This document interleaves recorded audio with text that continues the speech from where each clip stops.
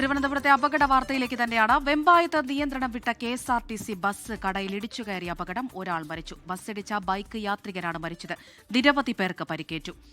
ഷഫീദ് റാവുത്തർ വിവരങ്ങൾ നൽകാനായി ചേരുന്നുണ്ട്. ഷഫീദ്, എന്താണ് നിലവിലെ അവിടുത്തെ ഒരു സാഹചര്യം? പരിക്കേറ്റവരെയൊക്കെ ആശുപത്രിയിലേക്ക് മാറ്റിയോ?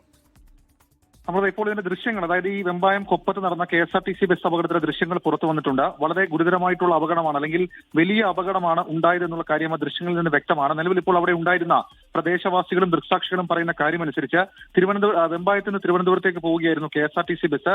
ഒരു വളവിന്റെ ഭാഗത്ത് വെച്ചത് അത് ബസ്സിന്റെ നിയന്ത്രണം വിട്ടു. ബൈക്കുകളിൽ ഇടിക്കാതിരിക്കാൻ വേണ്ടി വെട്ടിച്ചതാണ്. ഈ അപകടം ഇത്രയധികം രൂക്ഷമാക്കിയതാണ് എന്നുള്ളതാണ് ദൃക്സാക്ഷികൾ പറയുന്ന കാര്യം. നിരവധി ബൈക്കുകൾ ഇടിച്ച ശേഷം വീണ്ടും ആ KSRTC ബസ് അവിടെ പ്രവർത്തിച്ചിരുന്ന ഒരു ബേക്കറിയിലേക്ക് ഇടിച്ചു കയറുകയായിരുന്നു. ബേക്കറിയിലടക്കം ആളുകൾ ഉണ്ടായിരുന്നു. ബസ്സിൽ ഉണ്ടായിരുന്ന 4 പേർക്ക് കാര്യമായി പരിക്കേറ്റിട്ടുണ്ട്.